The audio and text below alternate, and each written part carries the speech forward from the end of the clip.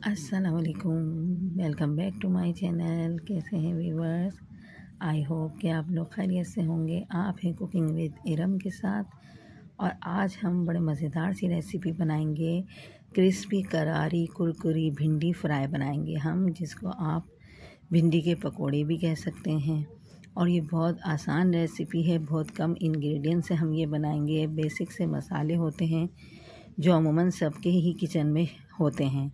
आप इसको मेरे अंदाज़ में बना के देखें। दाल चावल के साथ ये इतनी कोई मज़ेदार रेसिपी है कि ये दाल चावल के साथ बहुत अच्छी लगती है कुरकुरी भिंडी।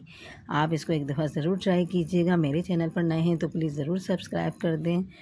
और यहाँ हम चलते हैं आपको वीडियो दिखाने के लिए। अच्छा, यहाँ मैंने 350 ग्राम भिंडी ले ली थी। भिंडी को मैंने अच्छी तरह वॉश करके ड्राई कर लिया था। ड्राई करने के बाद मैंने इस तरह से इसकी कटिंग की है। आप देख सकते हैं लंबाई में इस तरह से कटिंग करनी है इनकी। ये मैंने कटिंग करके रख ली थी आपको दिखाने के लिए। और बाकी 3 भिंडियाँ मैंने छोड़ दी थी, वो मैं आपके सामने ही कटिंग करके दिखाती हूँ। इसकी कटिंग करना भी बेहद आसान है।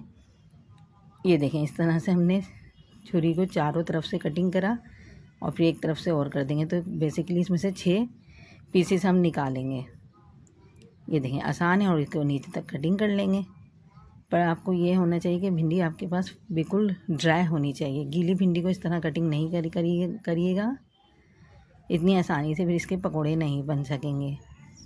और ये सब भिंडियों को हम इसी तरीके से कटिंग करके एक तरफ रख लेंगे। इसके बाद मैं आपको मसाले दिखा देती हूँ।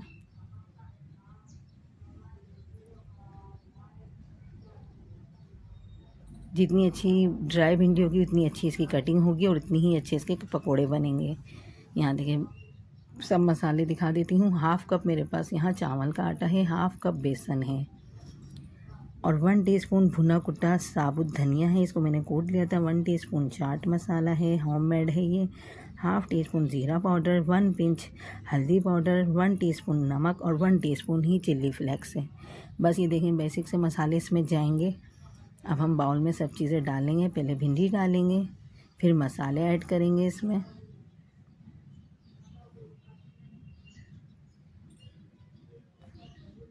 मसाले ऐड करके इसको अच्छे से मिक्स करेंगे ताकि नमक मिर्च सब चीज़ों में जज़्ब हो जाए। अब हम बेसन डालेंगे और चावल का आटा डाल देंगे। चावल का आटा, रेगुलर चावल जो होते हैं, इसको मैंने ब्लेंड कर लिया था और इनको छान लिया था चावल के आटे को। इस तरीके से हम इन डाल देंगे और अच्छे से मिक्स करेंगे। अब देखें इसकी क्या कंडीशन है कि ये सेपरेट है, अलग अलग है, बिखरी बिखरी भिंडी है। अब हमने इसको जोड़ना कैसे है? अब हम इसमें ध्यान से सिर्फ 2 या 3 टेबल स्पून पानी डालेंगे, क्योंकि बहुत अच्छी तरह ये मिक्स हो गया है सब में। अब बस इतना ही पानी हम इसमें ऐड करेंगे जितने में ये हमारे पकोड़ों की शक्ल में आ जाए। ये देखें, ये सेपरेट थी। अब हमने इसको टुगेदर करना है इस तरीके से।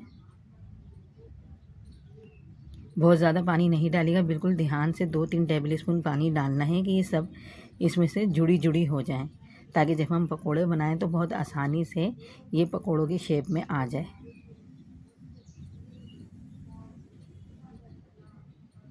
आप देख सकते हैं इसको। अभी मैं इसको उठा के भी दिखा देती हूँ कि जब हम ऑयल में इसको फ्राई करेंगे तो इसकी क्या कंडीशन होनी चाहिए। ये देखें, इस तरीके से उठाया हमने, ये जोड़ा जोड़ा हो गया है। बस ये ऐसे ही हमें चाहिए इसका टेक्सचर। बेसन, चावल का आटा, सब मसाले इसमें भिंडी में अच्छे से चिपक जाएं, इतना टुगेदर करना है। बिल्कुल पकोड़ों की शेप नहीं देनी हमने। जो हम पकोड़े बनाते हैं उसमें तो हम बेसन ज़्यादा डालते हैं, पानी ज़्यादा डालते हैं, वैसा नहीं रखना, क्योंकि इसको क्रिस्पी कुरकुरी और करारी सी बनाना है ना। तो इस तरीके से करें, ये ऑयल में चला जाए इतना पकोड़ा हमारा। ये देखें, ये मैंने आपको उठा के दिखा रही हूँ ना। उल्टे सीधे जिस भी शेप में ये बन जाए, कोई मसला नहीं है। और ऑयल मैंने गर्म होने रख दिया था। अब हम इसको फ्राई करने के लिए चलते हैं। 2 कप ऑयल डाला है पैन में, नीचे मैंने चूल्हा जला दिया है। जब ऑयल गर्म हो गया है तब हम इसमें ये पकोड़े उठा उठा के इस तरीके से डालते रहेंगे। जितने आपके पैन में जगह हो उतने आप डाल दें। और आंच को मीडियम लो कर दिया है, बहुत ज़्यादा हाई फ्लेम पे भी नहीं डालें कि ऊपर से कलर आ जाए और अंदर से कुरकुरी नहीं हो, ऐसा हमें नहीं चाहिए। तो इसलिए हमने नॉर्मल आंच पे इसको फ्राई करेंगे। जब एक तरफ से कलर आ जाएगा फिर हम इसकी आंच को हाई फ्लेम पे कर देंगे कलर लाने के लिए और करारी करने के लिए। जो चावल का आटा है, जो बेसन है, ये भी हमें पकाना है। भिंडी को तो इतना टाइम नहीं लगता पकने में, लेकिन बाकी चीज़ें पकने में टाइम लगता है। ये देखें कलर आ गया है, 1 मिनट लगा इसको कलर आने में। अब इसको टर्न कर देंगे इस तरीके से। टर्न करके हम इस तरीके से दूसरी तरफ से भी ऐसे ही पकाएंगे। जब ये दोनों तरफ से बहुत अच्छा सा कलर आ जाएगा, 3 मिनट मुझे लगेंगे ये भिंडी फ्राई करने में। जब इस तरीके से कलर आने लग जाए, सुनहरा सुनहरा गोल्डन गोल्डन, तो फिर हम इसको उतारना शुरू करेंगे। बस आपने ये ध्यान रखना है कि ये बारीक बारीक भिंडियाँ कटी हुई थी तो ये जले नहीं, जलने का आपने ख़ास ध्यान रखना है। तो इसलिए मीडियम आंच पे ही इसको फ्राई करें। और ये सारे मैं इस तरीके से बना के रखती रहूँगी।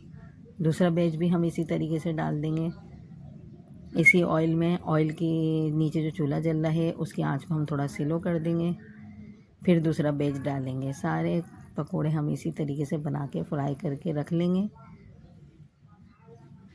ये देखें कितनी आसान सी रेसिपी है, दिखने में कितने ज़बरदस्त लग रहे हैं। कुरकुरी भिंडी कहते हैं हम इसको। दाल चावल के साथ तो ये इतने ज़बरदस्त खाना है कि बस दाल चावल के साथ आपको मज़ा ही आ जाएगा ये खाकर। रोटी के साथ भी आप इसको खा सकते हैं। बड़े ही मज़ेदार बने हैं। मैं आपको तोड़ के भी दिखा देती हूँ। और देखें कितने कम इंग्रेडिएंट्स से हमने झटपट ये रेसिपी तैयार की है। गर्मियों की दोपहर में ये लंच के साथ आप खाएं, सर्व करें, सबको ही पसंद आती है ये रेसिपी। आप मेरे चैनल पर नए हैं तो प्लीज़ ज़रूर सब्सक्राइब कर दें, बेल आइकॉन को भी प्रेस कर दें। बेल आइकॉन को प्रेस करने से आपको मेरी वीडियो का नोटिफिकेशन सबसे पहले मिलेगा। और मेरी रेसिपी अच्छी लगती है तो प्लीज़ लाइक और शेयर भी ज़रूर कर दिया करें। और कमेंट्स में आप मुझे बताया करें आप कहाँ से मेरी वीडियो देख रहे हैं और आपको मेरी वीडियो कैसी लगती है। आप ये देख सकते हैं कितना ज़बरदस्त आया है।